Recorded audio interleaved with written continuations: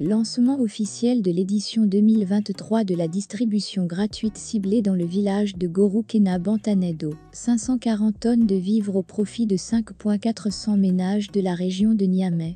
Pour plus d'informations sur ce sujet, retrouvez-nous après le générique. Mais avant de commencer, n'oubliez pas de vous abonner et d'activer la cloche de notification pour ne pas manquer nos prochaines vidéos. Bon visionnage!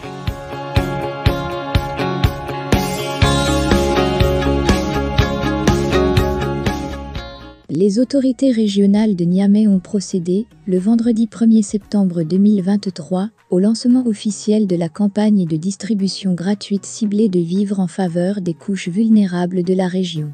Pour acter l'opérationnalisation de cette première phase de l'année, le gouverneur de la région de Niamey, le général de brigade Asuman Abdou Harouna, s'est rendu dans le village de Gorukena Bantanedo pour remettre les premiers kits aux ménages ciblés. Cette opération concernera à terme 37,800 personnes vulnérables réparties dans 5,400 ménages à travers la région de Niamey. À cette occasion, le gouverneur de la région de Niamey a dit que la région connaît depuis un certain temps une vulnérabilité liée aux catastrophes naturelles, dont la sécheresse et les inondations. Ces catastrophes naturelles sont devenues récurrentes.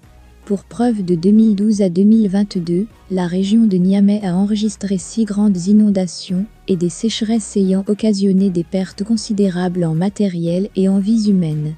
Le général de brigade Asuman Abdou Harouna a rappelé qu'en 2022, la région a enregistré 164 ménages victimes des inondations, dont 154 au niveau de l'arrondissement communal Niamey 5 et 10 à l'arrondissement communal Niamey 3. À cette situation d'inondation vient s'ajouter une mauvaise campagne agricole. Toutes ces situations ont amené le gouvernement à élaborer un plan de contingence multirisque et dans le respect de l'esprit de la Charte de l'action humanitaire, qui réaffirme le droit des populations affectées par les catastrophes à la protection, à l'assistance et à vivre dans la dignité. Selon le gouverneur, ce plan a pour but d'identifier les actions à mener dans le cadre des axes stratégiques de la préparation de réponse, la gestion de la réponse, la gestion de l'après-crise.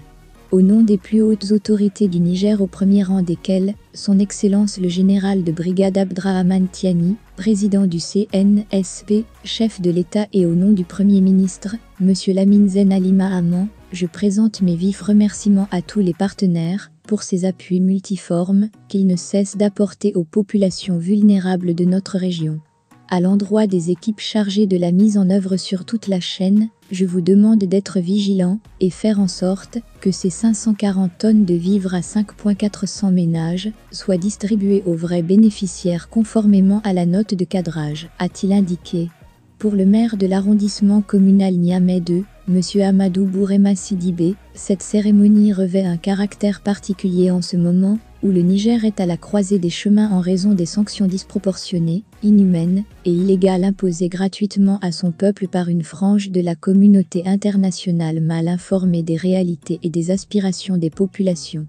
Dans un tel contexte exacerbé par la spéculation de certains commerçants véreux, qui créent délibérément l'inflation, cette distribution procure aux bénéficiaires un réconfort moral et un soulagement de leur peine. La présente phase, la KENY2, a bénéficié de 120 tonnes réparties comme suit. Gorukena Alpha Kwara, 21,8 tonnes, Gorukena Bantanedo 27 tonnes, Goru Beritondobon, 35, 5 tonnes, Bossé Bangou Château, 35, 7 tonnes, a-t-il expliqué. Il a, au nom du conseil de l'arrondissement communal Niamey 2 et des populations de son entité, remercié cette initiative. Il a, par la même occasion, transmis ses salutations aux plus hautes autorités du pays, notamment le chef de l'État, son Excellence le général de brigade Abdrahman Tiani, et au Premier ministre, M. Lamine Zen Ali Mahaman, pour toute la bienveillance dont les communautés bénéficient depuis la prise du pouvoir par le CNSP, le 26 juillet 2020.